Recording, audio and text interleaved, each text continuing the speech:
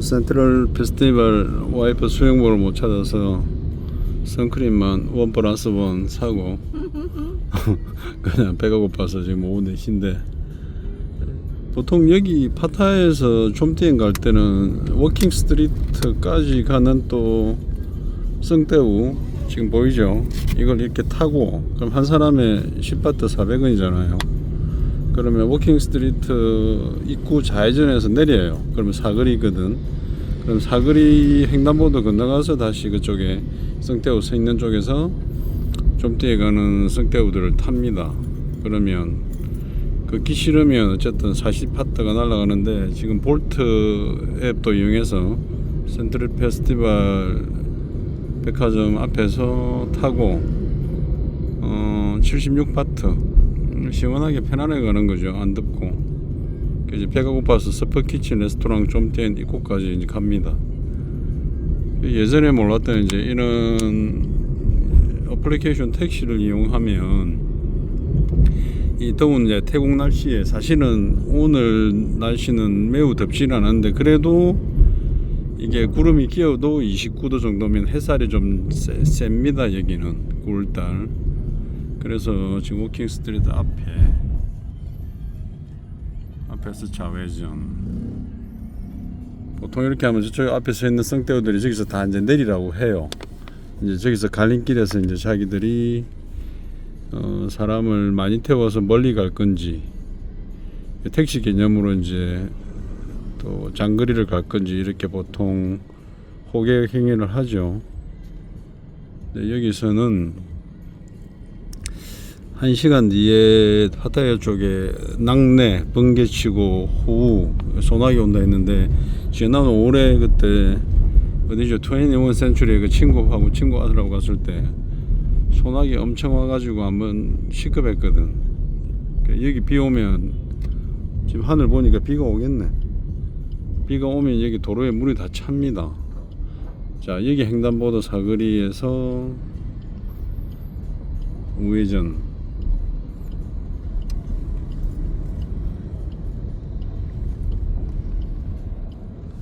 자, 여기 폴리스 스테이션 조그만 여기 건너가서 지금 이제 신호책이나 이런 것들 잘 지켜야 돼요. 경찰들이 많이 잡고.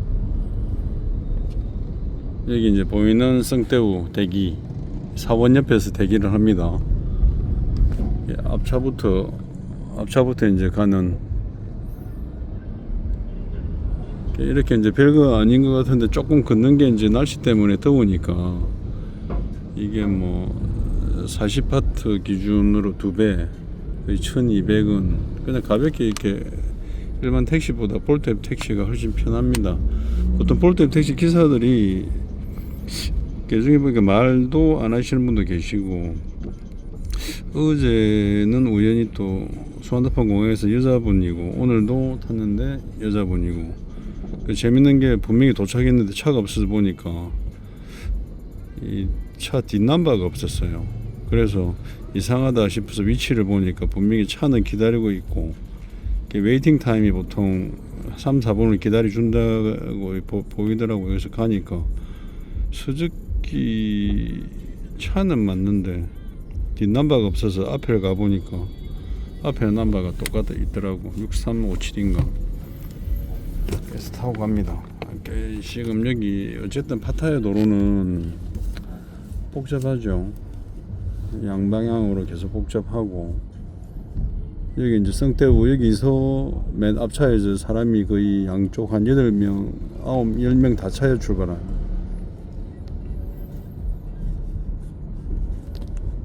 다행히 날씨가 많이 안 덥고 바람이 좀 불어서 괜찮고,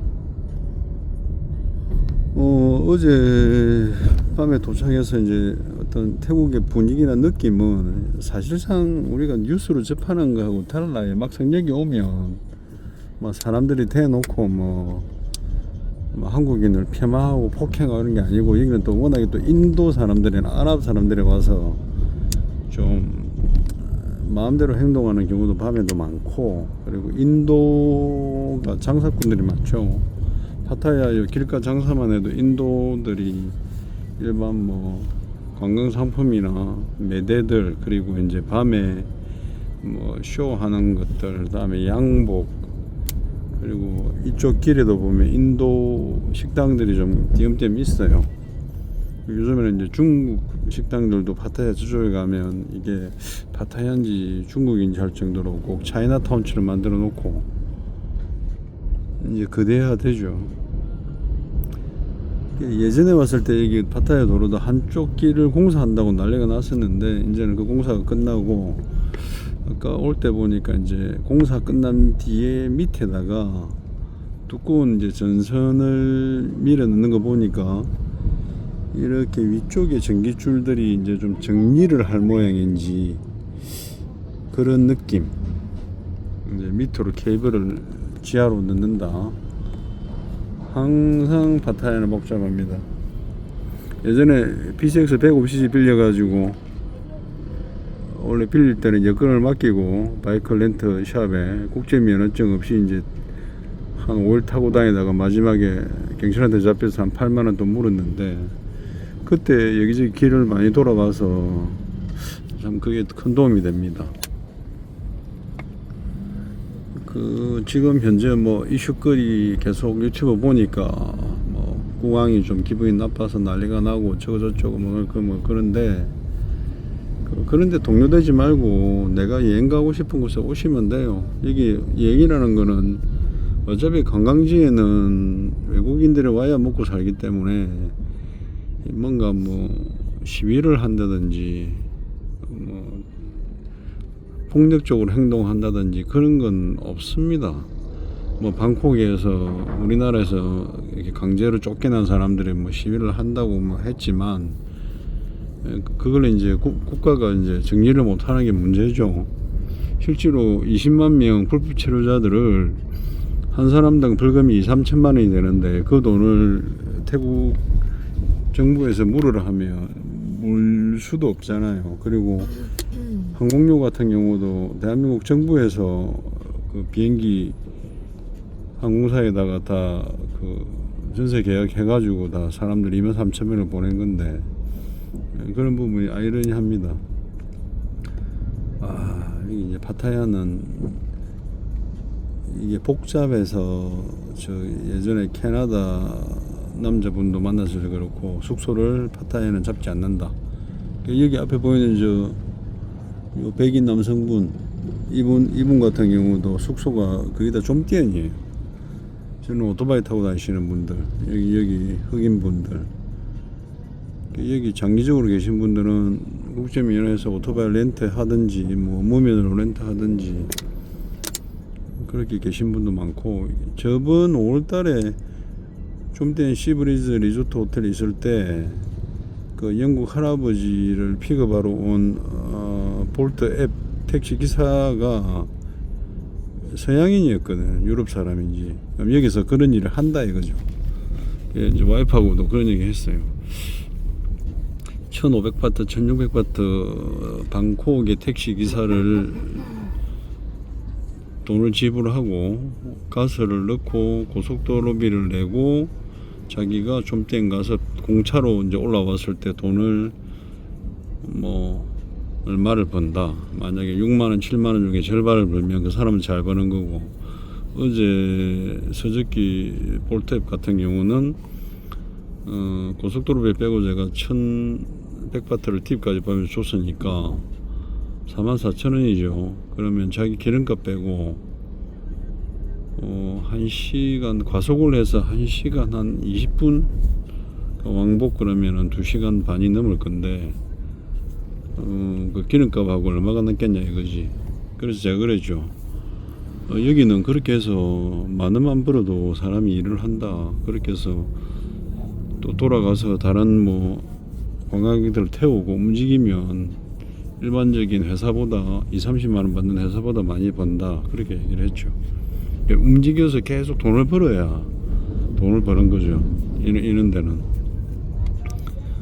이게 인프라 자체가 여기 보면 이제 저 도로 밑에 전선 까는 계속 공사를 하죠.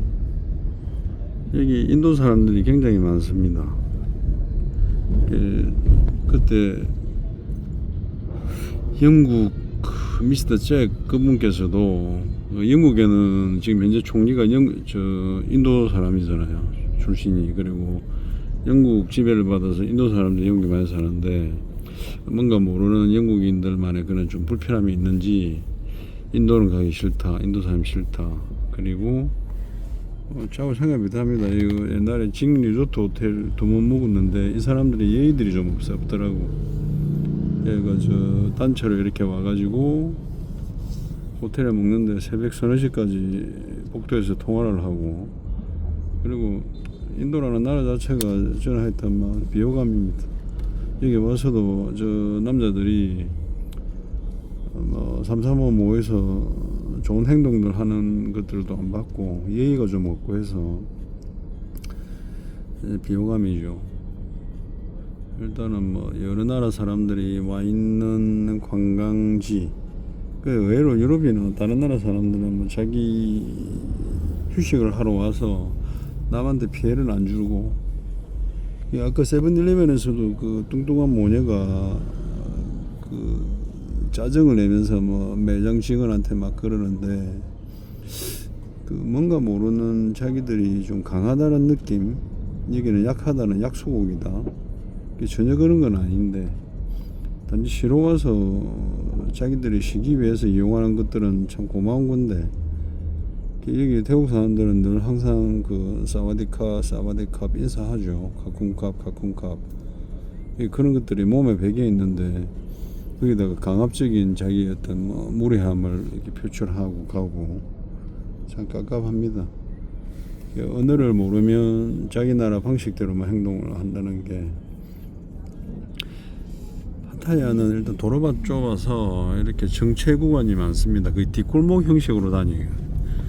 그래서 어떤 볼트 앱 기사는 저번 5월에 왔을 때 그때 비가 왔고 도로가 침수되니까 뒷골목을 굉장히 잘 찾아가더라고. 아까 이제 어플로 불러줄 때 좀 전까지 21분이 걸린다 했거든. 근데 키로수는 얼마 안 돼요. 여기 보이는 오버브리지가 이제 돌고 외전하면 좀 뒤에 올라가는 언덕배기, 그러면 그쪽에 법원이 있고 파타야 좀 뒤에 버스터미널, 그게 이제 수완나폰 공항 가는 버스터미널 있고 푸드마트 있고, 거기부터 뷰탈레이 리조트 회사들 양쪽에 리조트 콘도미니엄 엄청나죠. 자, 다행히 날씨가 안 더워서 살 것 같습니다. 한국에도 제가 가게 CCTV 보고 동생하고 통화했을 때 비는 조금 왔다고 했고 아마 내일 좀 많이 오고 15호 태풍인가 온다고 했거든요. 오늘 아침에 자다가 카톡으로 좀 친한 친구 부친상 부고를 받았는데 안타깝습니다. 저 친구는 싱글이고 열심히 계속 살아온 친구인데 결혼도 안 하고, 아버지가 이제 치매로 집에 계시고 나라에서 지원해주는 요양 보호사도 요청하고 자기가 밥도 챙겨주고, 뭐 한편으로 그런 생각했어요. 친구가 조금 자기 삶을 살기 위해서는 돌아가신 아버지도 또 친구를 위한 마음이 있지 않나.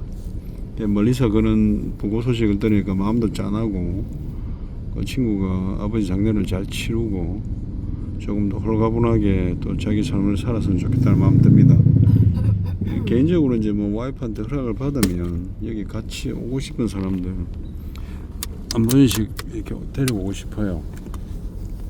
왜냐면 외국이라는 곳이 낯설기도 하고 또 뭐 치안이나 또 낯설어서 또 바가지 쓰는 경우도 있고, 필리핀만 해도 택시를 타면 구글 맵을 안 켜면 뱅뱅 돌리기도 하고 밤에 길에 못 다니거든요. 총기 허용이 된 나라가 그렇고, 그리고 거지들도 많고. 근데 여기는 뭐 일정 어떤 공간이나 어떤 그런 장소에는 그렇게 뭐 노숙자처럼 보이는 사람도 뭐 관광객들한테 해코지하거나 막 그렇게 함부로 하는 건 없었어요, 그동안에. 제가 지금 13번째 오면서도 늘 느끼는 거고, 오히려 함부로 하는 사람들은 전부 관광객들이지. 자기들이 뭐 강하다, 세다, 뭐 돈이 많다, 뭐 나라별로 그런 특징들이 있고, 자, 여기부터는 좀띠엔으로 가는 오르막길입니다. 여기 올라갈 때 매연도 많이 나고, 여기 이제 성대우디에 타면 매연 냄새를 좀 많이 맡지. 이쪽으로 갈 때 제가 와이프하고 그때 2번 묵었던 숙소가 있습니다. 거기를 묵었던 이유가 파타야를 가깝게 가기 위해서. 저게 이제 건물이 ZG 바이징이라고 징 리조트 그룹인데, 여기 같은 경우는 보라색으로 이렇게 칠을 했죠. 여기에 인도 사람들이 엄청 많이 먹어서 여기입니다. 여기는 하루 묵는데 식비는 따로고 조그만 수영장도 있고, 객실이 너무 이제 밀집되어 있는 형태도 2만원 전후, 그리고 하루 식비는 아침에 6,000원 정도. 그래도 작은 호텔이지만 메뉴도 다양하고, 지금 제가 묵은 뭐 디바리 좀티엔 파타야 호텔 600명 투숙객이 있는 호텔 큰 규모보다 작아서 알짜게 조금 쉬다가 올 수 있는 곳입니다. 여기 호텔들 찾을 때 첫 번째는 지금 이제 아고다나 익스피디아나 이렇게 호텔 광고를 때리는 곳에서 중국어로 이렇게 올려놓은 것들은 조금 피하시기 바랍니다. 저는 이제 제가 묵은 숙소가 좀티엔 해변에서 거의 끝자락 가는 쪽이라서 좀 대형 호텔이고, 어제 2층 버스들이 저녁에 제가 도착했을 때 일주일 넘어서 주차를 해놓은 거 보고 큰일 났다, 중국인들이 너무 많다, 큰일 났다 이렇게 생각했는데, 타일랜드 사람들도 있었고, 아랍 사람도 있었고, 인도 사람도 있었고, 뭐 일부 뭐 어느 나라 사람인지 구분이 안 되는 사람들도 있었고 해서 그냥 그런 대로 뭐 큰 걱정은 없었어요. 근데 이제 호텔 구하실 때는 이제 정말로 중국인들 아다리 잘못된 데는 그냥 호텔 숙소에서 모든 이용하는 게 불편해질 수 있으니까 그거 하나는 주의하십시오. 이쪽으로 이제 내리막길로 내려가면 여기 이제 좀띠엔에 파타야 법원이 있어요. 이 길은 워낙에 많이 다녀서 이제 다 아는데, 법원이 있고 왼쪽에 보이는 이런 것들이 이제 콘도미니엄, 오른쪽에도 마찬가지입니다. 오른쪽에도 콘도미니엄들이 리조트가 엄청 많고, 여기는 좀 오래전에 생긴 그러니까 언덕백이니까 예전에 다들 생긴 자리. 여기 좀 높게 보이는 이런 것들은 뭐 최근에 가깝게 생겼을 수도 있어요. 왜냐하면 이쪽 좀티엔 세칸로드 위쪽으로 가다 보면 부지가 비어있는 부지가 많았거든. 여기가 이제 뷰탈레이라는 리조트 그룹이 짓고, 이 버스가 수완나폰 공항에서 오는 버스입니다. 방콕에서. 지금은 요금이 저번에 이제 요금을 이용을 안 했기 때문에 기억을 못 하는데, 이게 한 190바트 하나 200바트가 안 할걸요. 돌아갈 때 이걸 타고 갈지 아니면 편안하게 볼트 앱을 불러서 진짜 편하게 갈지 차이가 큽니다. 요걸로 가면 금액은 싼데 뭐 여러 나라 사람들과 좀 불편하게 가야 되는 것도 있고,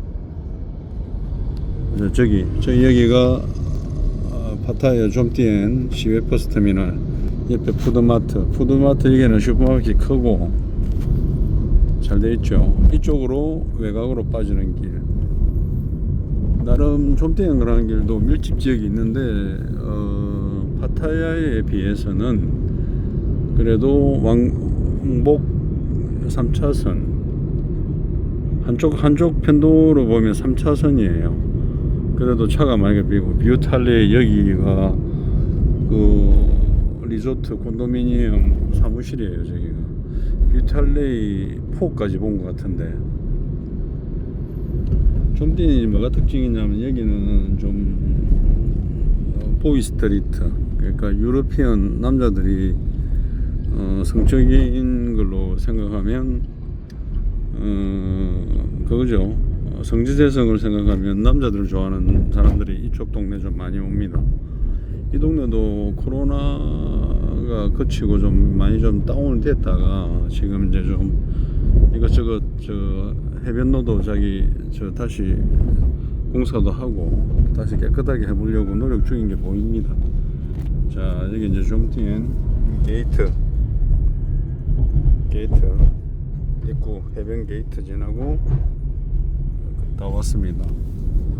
여기는 워낙에 이제 많이 와서 어디다 여기도 호텔인데 한 번도 안 먹었어요. 이제 중국 글자를 적어봐서 중국 사람들은 이제 받겠다 이건지 중국 사람이 인수한 것 같은 느낌. 어쨌든 중국인이 많은 데 가면 여행을 망칠 수 있으니 잘 아시고 가지 마시라. 자, 여기 이제 좀 된 조이표 아이도 공사 중입니다. 이렇게 공사 중이라서 조금 그렇죠. 좀 된 비치 글자가 있는 쪽 아쉽습니다. 이 보니까 보도블로그하고 전부 싹 다 다시예요. 여기 이제 서브키친 레스토랑 다 와갑니다. 자, 가서 그린카레 사진 찍고 맛있게 식사하고 망고 사고 수영 좀 하다 가시겠습니다. 자, 다음 영상은 다음으로 올리겠습니다.